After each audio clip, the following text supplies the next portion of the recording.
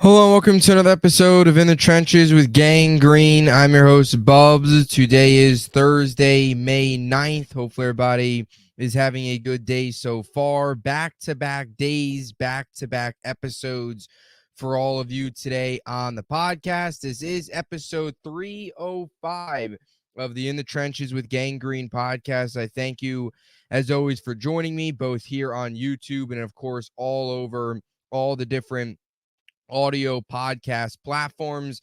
Make sure to please like and subscribe. Appreciate all support as always. Another episode today, a little bit of a shorter episode, an interesting story that came out earlier today, or I should say last night rather, from Rich Samini, of course, covering the Jets for ESPN, released a story about the New York Jets making some changes to their athletic staff, to their science, the athletic department staff. We'll get to the specifics here in a second, but wanted to break that down in today's episode. Nothing too major, but something that is notable for the New York Jets just because of the fact that this is an organization that has dealt with major injuries to big time players over the last couple seasons, especially since this department was created after the 2020 season.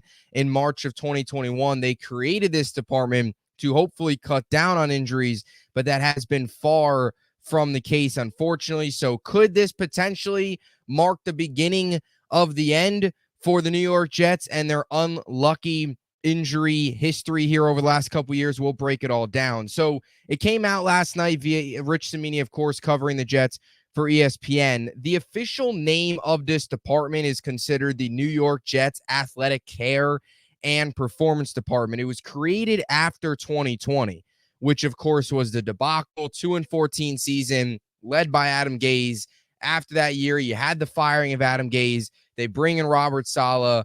They blow up the entire staff, and they created this department to hopefully cut down on injuries. Their goal was to cut down on injuries, get kind of sports injury scientists into the building to hopefully figure out a way to cut down on the injuries after what was in 2020 an injury-plagued campaign. So they brought in three names specifically that are now out. The three names that are out is Brad DeWeese, who was the director of high performance. He was given that position in March of 2021. On top of that, the way Samini labeled it in his articles are his top two lieutenants in Robert Saltzman. He was the assistant director of high performance, and in Matt Sams, who is the director of sports science. So all three of those guys are out. DeWeese, Saltzman, and Sams are out. Now, it did state in this article, a Jets spokesman declined to comment, saying the team didn't discuss the status of the employees and their future. They didn't really say whether or not it was performance related with all the injuries going on or if it was something else. However, Sams did leave on his own, according to a source that Samini spoke to in this article. So technically, two of the names could be out based on performance. It seems that Matt Sams, who in this case was the director of sports science, kind of left on his own wherever he goes next. We'll see, obviously. But again, kind of something under the radar. This is a Jet team that enters a massive 2024 campaign, enters a season with Super Bowl playoff expectations. They have all the pieces in place roster-wise, and we talked about it yesterday on the podcast, breaking down the two-deep depth chart that the Jets currently are looking at right now, about 2 weeks removed from the NFL draft, exactly 2 weeks to this day, Thursday. We were getting ready for the NFL, or we were getting ready for night one of the NFL draft here in just a couple hours 2 weeks ago. So 2 weeks removed from the draft, you look at this roster, you see all the talent. The biggest issue has been injuries, especially the guys that have been getting hurt over the last couple years. Aaron Rodgers being one of the most notable ones, tears his Achilles 4 plays into last season. Now, not that that is the training staff, or in this case, the athletic care and performances department's fault, but anytime your quarterback or all these big time players, these big names are getting injuries, they mentioned some of the soft tissue injuries, missing extensive period of time, landing on the IR being loaded with a ton of talent, it is concerning, and you need to look at everything. Now, the turf is an issue, which we'll get to here in a second.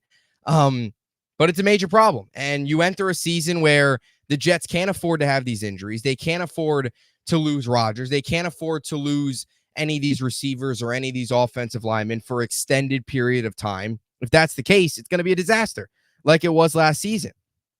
So, just some other things to break down as well. We talked about the injuries to the quarterback. Of course, last year was a major issue up front on the offensive line. 13 different offensive line combinations in 17 games, which is really just pathetic. 15 different offensive linemen played last year. And look, every team in the NFL struggles with injuries, especially last year. Last year was a kind of crazy season where you saw a bunch of teams deal with quarterback injuries, not just the Jets. That's what made the whole Aaron Rodgers situation so frustrating, was because the Jets didn't have a backup while other teams did, and were still able to find somewhat success with their backup quarterback. That's besides the point. But the offensive line issues were eye-popping. Of course, performance-wise, but injury-wise. To have 13 different offensive line combinations, to have not only starters, but backups getting hurt, to have guys playing out of position in games. Xavier Newman, who had to come in to play center because you had Schweitzer and McGovern get hurt in the same game against the New York Giants. All of those things are happening. Yeah, you're going to look at the turf, but some of it, you've got to look at the training staff. You've got to look at this department. You've got to look at the people behind the scenes who are working with these guys all year to make sure their bodies are at the top of their level, at the best of the best they can be, at the healthiest they can be, to compete every single week on Sundays or Mondays or Thursdays, or the occasional Saturday game that gets thrown in there, or Black Friday for that matter. And obviously they haven't done a good enough job. So I'm not saying the New York Jets are going to win the Super Bowl now because of this, but there's been so many issues. There's been so many injuries. They created this in March of 2021. You can make a case since this was created, the injuries have only gotten worse. You even go back and look at Zach Wilson. He dealt with a couple of injuries throughout his Jet career. Not that he was any good, but anytime you lose your starting quarterback, especially a young player like that, who dealt with some knee injuries early in his career, both his rookie season and then going into his second season, where, of course, he hurt himself against the Eagles in the preseason. So some high-graded positions, huge positions, the Jets have seen guys miss time, and that can't happen. That's got to stop happening. So Douglas mentioned that, he said some of the injuries are unpreventable, which is obviously always the case. There are always some injuries that are kind of just freak. AVT has kind of dealt with some of those freak injuries that he sustained in Denver over the last couple years. He feels the Jets have done a little bit of a better job in soft injuries, but obviously not enough. And when you look at this season, some of the things the Jets did, well, when you look at their roster this year, you have Mike Williams coming off a torn ACL, so you want to make sure he's healthy. You want to make sure he's working with the right people. He's rehabbing the right way.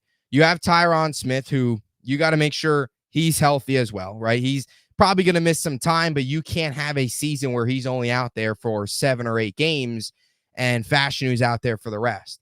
You did have a guy like John Simpson who has played, he's kind of an Iron Man. You have Morgan Moses, who throughout his long career has been an Iron Man. He did miss a couple games last year, but was able to fight through an injury. He's been able to be reliable. He was reliable back in 2021 when he was at the Jets. So the Jets have a mix of some guys that are coming off of injury, some guys that have been able to stay healthy. But there is key positions this year that the Jets are at. I mean, look, they've got 2 older tackles. They got Mike Williams, who they're relying on to be their number 2 receivers, coming off a torn ACL. Now, I do think the Mike Williams' career has kind of been, I guess, headlined by injuries, and it shouldn't be. I don't think Mike Williams is as injury prone as many people think, but still, he is coming off a torn ACL, and you want to make sure he's ready to go. So just an interesting headline I wanted to cover. Nothing too crazy, but something to keep an eye on as we get closer to OTAs, of course, closer to training camp, and hopefully a healthy Jets team, both starter-wise and, of course, depth, because depth is always going to be tested. And I think what stings the most about all these Jets injuries is these aren't practice squad guys. These aren't backups. These are starters. Aaron Rodgers, right? AVT, all these guys going down. Pretty much every single start on the offensive line going down to where you had to play a bunch of no names towards the end of last season. That's no disrespect to the guys that were getting snaps last year, but there's been major issues. And some of it is the MetLife turf, but I will say the Jets have sustained a lot more injuries on the MetLife turf than the Giants have. And look, you got to replace, you got to put grass in there. And I totally get that. Mara and Woody Johnson have got to figure out a way to get it to an agreement. If they can put grass in there for soccer, but they can't put grass in there for the actual sport that plays in there for what, 16 games a season, assuming the Jets have, or 17 games, whatever. Jets have 8 home games this year. Giants have 9, so 17 games this year. If they can get grass in there for, occasionally for a soccer game, there's no excuse to not be able to get grass in there for a football season.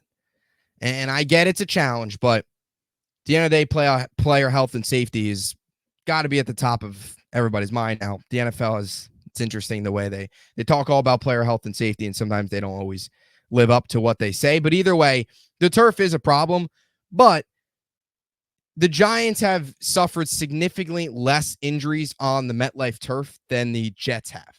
And maybe that's luck, right? The Jets, people could say we're cursed, whatever. But it's not crazy to think that maybe some of these injuries are stuff from behind the scenes, which the Jets do some cleaning up of behind the scenes. So that's about it. They haven't made any changes here. End of this article stated, haven't made any changes here to the strength and conditioning group. But obviously, what is known as the athletic care and performance department, 3 names are out. So let me know what you think in the comment section down below. As always, make sure to please like and subscribe.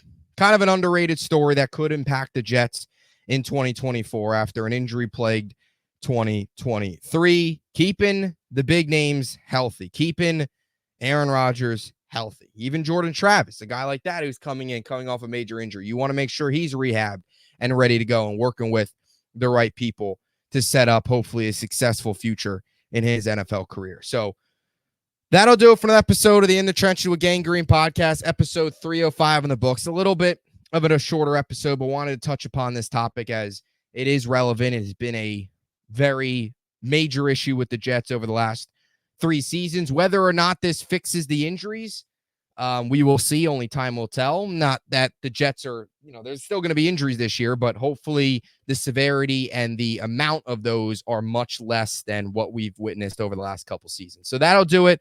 As always, stay tuned. A lot more content coming your way. Until then, Jets, Jets, and we'll talk to you soon.